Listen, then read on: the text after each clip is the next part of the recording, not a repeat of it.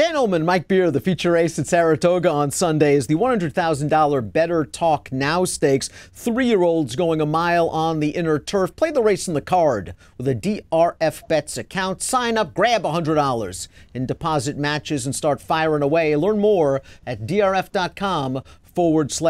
Let's meet the field for the Better Talk Now. And this is just an intriguing race where you've got proven turf horses and you've got some classy dirt horses trying the grass for the first time. Morning line favorites, the number 1, Front Run the Fed. We haven't seen Front Run the Fed since mid-May, but boy, did he destroy a field going 7 furlongs at Belmont. Couldn't win more impressively than that, Mike. No, you couldn't. You got to figure for it, too, with a big 98.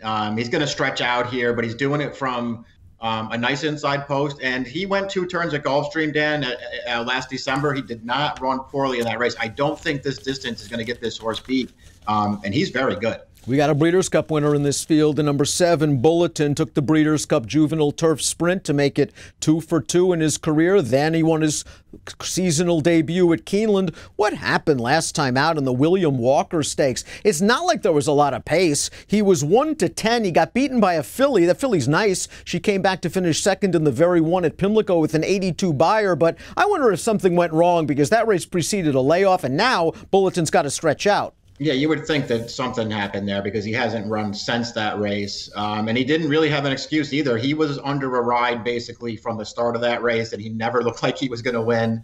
It was just a really disappointing performance. He is better than that. He's got a ton of speed. I don't know about the mile. He certainly has enough pedigree to get the mile, Dan, but I don't know about the mile off of this layoff. Let's throw up the Timeform U.S. pace projector for this race. We know Bulletin's going to be up close with that stretch out speed. Right next to him is the number 5, Performer. We'll get to him in a bit. I think Bulletin's going to be able to clear over and get to the top going into the first turn. Before we get to the first-time dirt horses, let's talk about the horses with turf experience, beginning with the 4, Swamp Rat, who I thought ran okay 2 starts back. Favored value proposition just pipped him on the wire. I thought he moved a little bit early to make the lead. It was an okay effort. I thought he'd run well in the Hall of Fame. He ran okay. He is a solid horse where if you give him pace, he's going to come with a run. It appears there will be some pace here, but I prefer him underneath in this spot. I kind of do, too. I thought he ran well 2 back. I didn't think he had a real excuse in there, but he ran well last time. Thought he ran well again. Grade 2 horse is just too good for him. This is probably the right move to get him into a restricted race, and maybe it'll do the trick for him, but this is a good field. Well, the 6, Regally Irish, does have a win around 2 turns. He was life and death to win that race at Tampa Bay, and his most recent 2 starts at going around ground, listen, he just didn't have the stamina. He was in against a nice horse in Golden Brown last time out, a horse that came back to run 3rd in the Alydar on dirt with a 93 buyer. I just wonder if he's more effective as a late-running turf sprinter. I kind of feel that way too, but he has speed, and I feel like Bulletin will make the lead here, but this horse is going to be forward as well. Golden Brown was 10 cents on the dollar last time. This horse was not going to beat him.